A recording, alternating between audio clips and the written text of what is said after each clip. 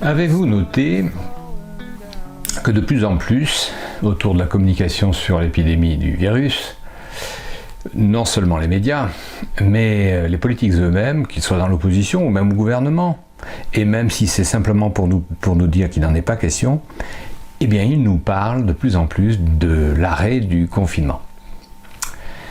Bonjour, je suis Didier Chambaretto. Je prépare et j'accompagne les prises de parole d'intervenants au moment critique. Et dans cette vidéo, j'adopterai tour à tour le point de vue de la défense de la politique de confinement mise en place et puis de son arrêt. Mon but étant en réalité de m'en servir pour illustrer et présenter cette notion que je trouve très efficace d'affordance. Et c'est par ça que je commencerai donc en la définissant. L'affordance, c'est la capacité qu'a un objet intrinsèquement d'évoquer la manière dont on peut l'utiliser. Alors, par exemple, cette tasse, je n'ai pas besoin de me poser la question comment l'attraper. Je peux l'attraper parce qu'elle est à ma taille et je sais comment l'utiliser. Et puis il y a une poignée, voilà, qui suggère immédiatement son usage. Eh bien, on pourrait définir l'affordance comme cette poignée.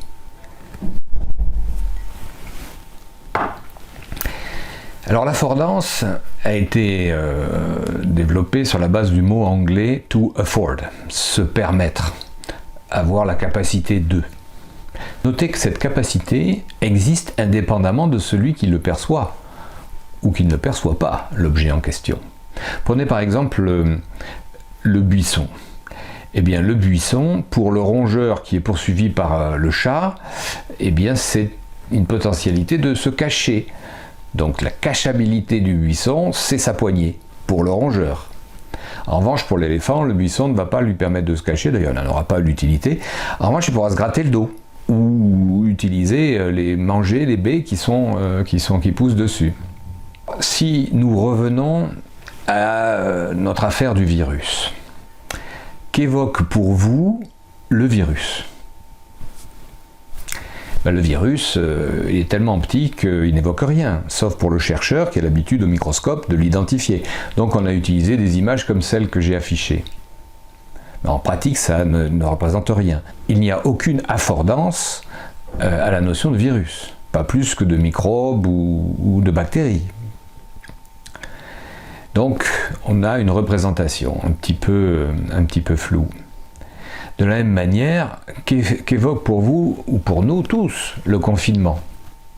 Le confinement, c'est le fait de rester chez soi, c'est le fait d'être enfermé, c'est une prison, c'est une punition.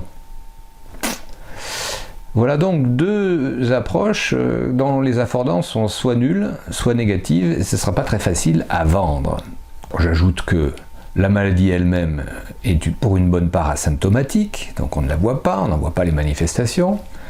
Quant au résultat de l'épidémie, par pudeur sans doute, les cercueils on ne les voit pas. Sauf dans le cas de l'Italie où à un moment donné on nous a expliqué que les cimetières étaient engorgés. Il n'y a donc aucune visibilité du phénomène. Trouver une affordance dans ce cas-là n'est pas chose aisée. Alors évidemment, on peut se le représenter, mais quand on parle de l'affordance, on parle de quelque chose d'intuitif, d'instinctif. Or, notre cerveau a ses limites. Vous ne percevez pas, sauf si vous êtes microbiologiste, l'image du virus. Pas spontanément en tout cas. Donc, comme notre main n'a qu'une certaine taille, un certain empan par exemple, bien notre cerveau a ses limites. Et si l'on doit convoquer une réflexion, une analyse intellectuelle, cela rend la communication plus difficile à interpréter. D'où l'idée de chercher des affordances naturelles, si elles existent, et c'est pas toujours facile, ou de les créer, c'est ce qu'on va essayer de faire. Donc en quelque sorte, quand on va réfléchir à l'affordance, nous allons réfléchir non pas à des représentations intellectuelles, mais on va partir d'elles pour essayer de choisir ce qui va aller de soi, tout en respectant la véracité, l'authenticité et le message que l'on va faire passer. Venons-en tout de suite à la position pro-confinement. Alors si j'étais le gouvernement, qu'est-ce que je montrerais ? Tout simplement ce qu'il est en train de faire. Par exemple, cette image. C'est ce que vous trouvez si vous allez sur le site coronavirus du gouvernement. Voilà. Une belle page transparente avec beaucoup de données, enfin transparente avec beaucoup de couleurs surtout. Et objectivement, du premier coup d'œil, on ne voit rien. On ne voit rien qu'un beau coloriage, absolument aucun message. Donc au mieux, on est dans quelque chose d'assez confus, si on cherche quelque chose. Alors, bien sûr, on va pouvoir aller fouiller, creuser, mais je suis au niveau de l'affordance, pas au niveau de l'analyse. On peut aller sur des sites un peu mieux faits, et qui reprennent tout à fait les données officielles. Là, j'ai affiché la courbe que l'on trouve dans le dashboard de la crise, tel que présenté sur le site efficience.com. On a là la courbe classique dont je vous parle depuis le début. C'est une sorte de courbe au début exponentielle et puis qui finit en S sans doute. Enfin, on voit qu'on est toujours dans cette pente assez abrupte là, et finalement on est toujours dans ce que j'avais appelé la peur exponentielle. Donc nous avons un message plutôt confus et puis toujours un message de peur. Si on regarde un petit peu plus précisément, là j'affiche la légende. Vous voyez les 5 couleurs, donc on a les décès, au-dessus on a les gens qui sont en réanimation, ceux qui sont hospitalisés, ceux qui sont guéris, ceux qui sont partis, et puis les autres. En fait on a 5 catégories, des couleurs comme ça qui s'empilent. Bon, si j'avais mauvais esprit, je dirais qu'on additionne un petit peu des chèvres et des choux. En fait, ça nous permet d'arriver à la situation complète qui intéresse, au fond, véritablement, la Direction Générale de la Santé, c'est-à-dire, au fond, la capacité des hôpitaux à traiter les malades. Mais est-ce la question que se posent les Français? Est-ce qu'ils n'ont pas plutôt envie de savoir si ça va durer longtemps? Sachant qu'ils peuvent être indirectement inquiets de la situation sanitaire ou intéressés par le sujet, mais 99,75% d'entre eux ne passeront jamais en réanimation et 98% ne seront pas malades. 98%. Donc, on ne répond pas forcément à la question. Alors pour finir avec la vision officielle, voici une autre courbe, c'est celle des décès, c'est celle qui attire plus l'attention aujourd'hui des médias. Qu'est-ce qu'on voit? C'est toujours la courbe de l'exponentielle, elle est un petit peu plus pentue, parce qu'effectivement elle est décalée par rapport à la courbe des nouveaux cas, et puis elle est tout aussi inquiétante. Donc là on est simplement dans la peur. Tout ceci est facile à dire, à critiquer, mais si je devais défendre cette position, que ferais-je? Eh bien, il me semble, puisqu'on a choisi d'utiliser cette courbe, toujours la fameuse, que nous pourrions essayer finalement d'utiliser des modèles mathématiques, et je vais m'appuyer sur le site du CNRS, qui publie différents modèles. Donc ce sera le modèle SEIR, je donnerai les références dans le texte, qui nous permet de construire cette courbe sur la base d'un échantillon. Alors il s'agit de pure simulation mathématique, mais ça montre au public, ça pourrait montrer au public comment va se dérouler la chose. Parce qu'au fond, on nous montre toujours qu'une photo instantanée. Quel est le film? Eh bien, je vais vous le présenter en faisant 2 simulations.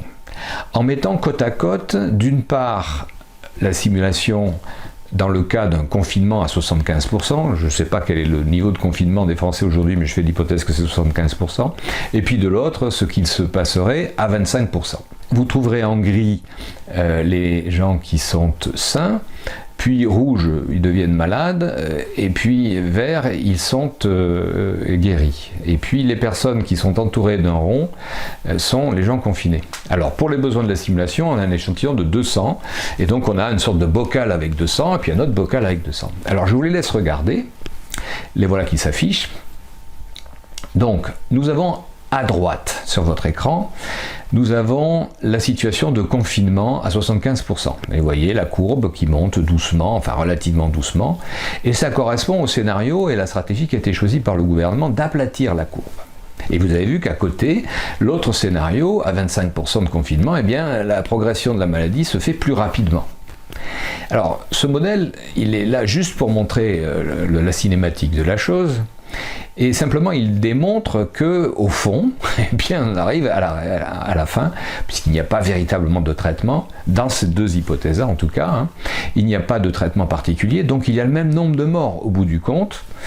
Et donc par hypothèse, on a pris par exemple là, dans les 2 cas, 5% de taux de mortalité, et on arrive en gros à 10 personnes qui meurent, alors plus ou moins parce que c'est un modèle aléatoire, donc ça peut être 12, ça peut être 9, bon c'est pas non plus tout à fait fixe. Une telle représentation graphique, avec donc la courbe et puis au-dessus les points qui aléatoirement se rencontrent, nous permettrait finalement d'avoir une idée un petit peu plus affordante de ce qui se passerait dans la réalité. Je crois avoir aperçu ce modèle d'ailleurs sur une chaîne de télévision grand public, donc ça se fait. Simplement c'est peu utilisé aujourd'hui, puis c'est un petit peu dangereux aussi parce qu'en même temps on se rend compte que finalement ce n'est qu'une stratégie qui consiste à retarder les choses, autrement dit à allonger la durée de la crise.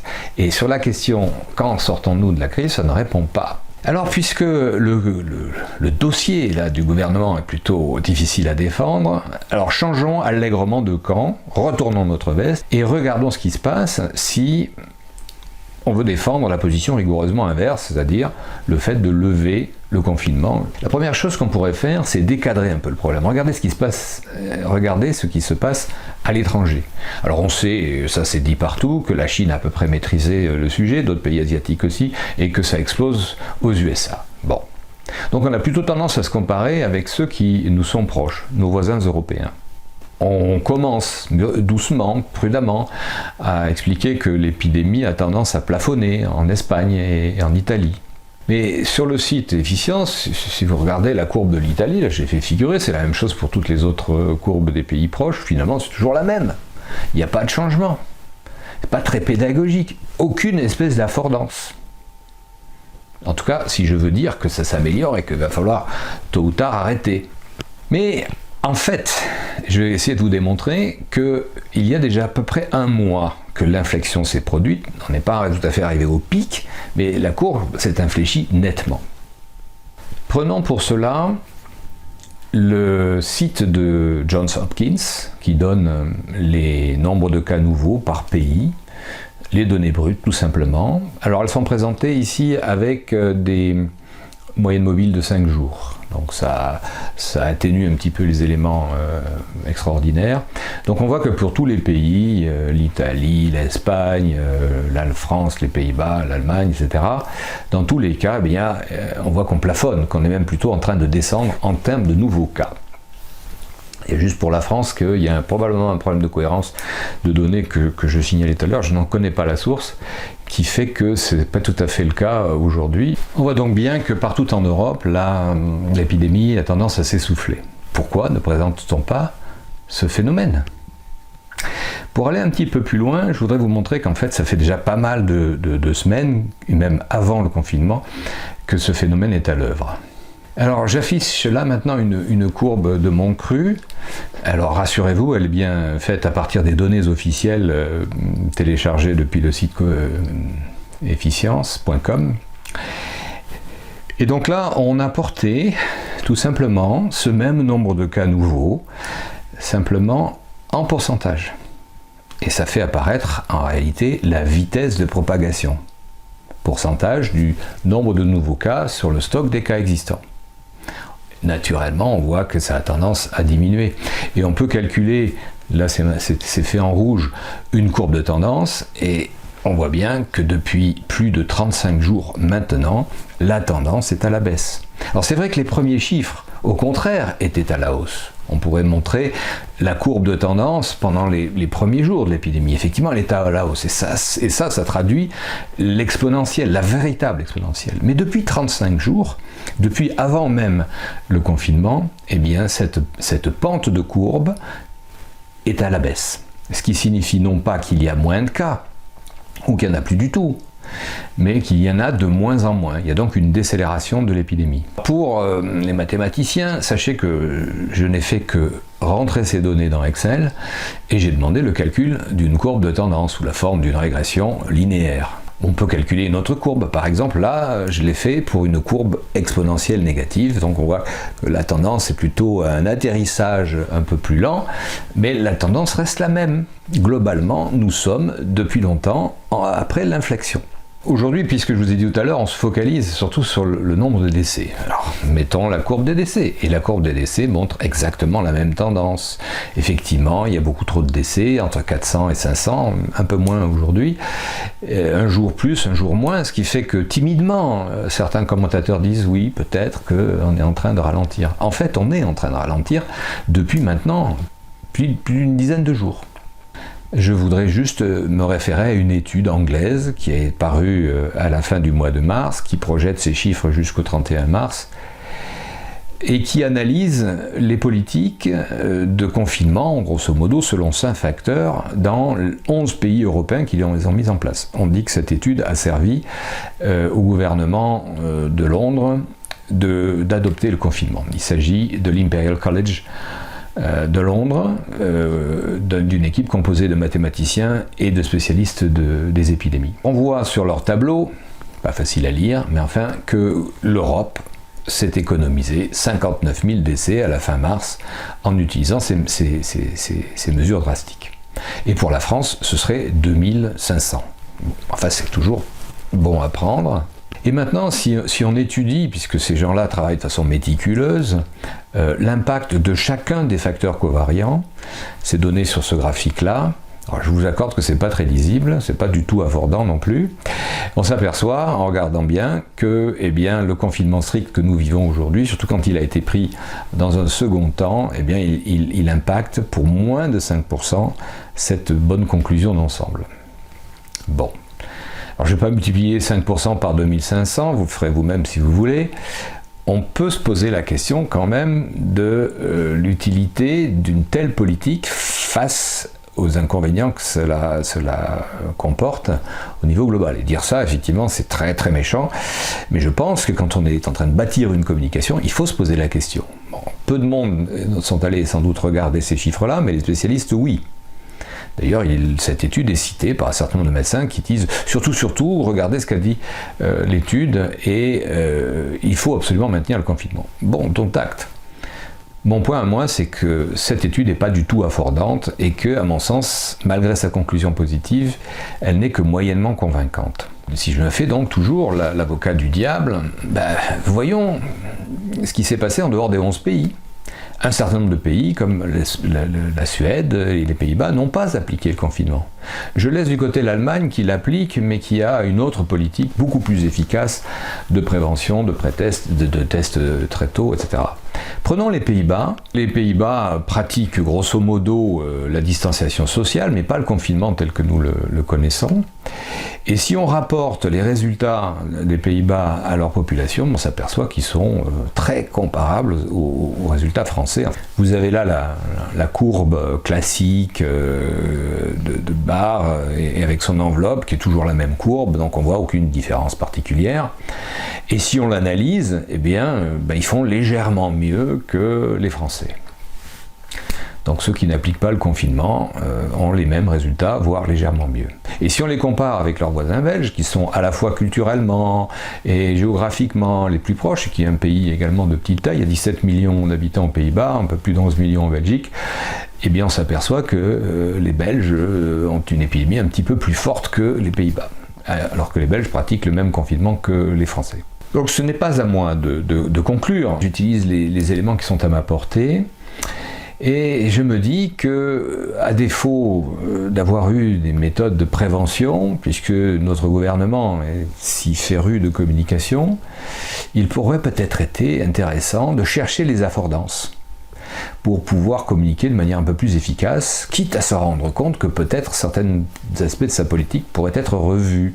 Il pourrait s'en montrer peut-être grandi. Enfin, c'est une option qui lui est toujours ouverte. Et puisque le président Emmanuel Macron est si féru de comparaisons militaires, j'ai souvenir qu'à l'issue de la défaite de Dien Bien Phu, l'état-major français a intégré dans sa doctrine une devise que je vous livre: on ne peut pas vaincre sans convaincre.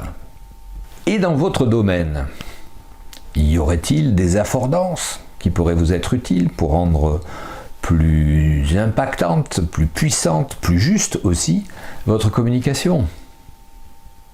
À vous de le décider. Si vous avez aimé cette vidéo, comme à chaque fois, vous connaissez le système, cliquez sur le pouce levé, abonnez-vous, car la prochaine fois, je développerai des exemples de communication affordante qui seront le fait de personnes extrêmement pointues sur le sujet et tout à fait remarquables que j'ai pour ma part appris à identifier dans le monde de TED. Merci et à bientôt.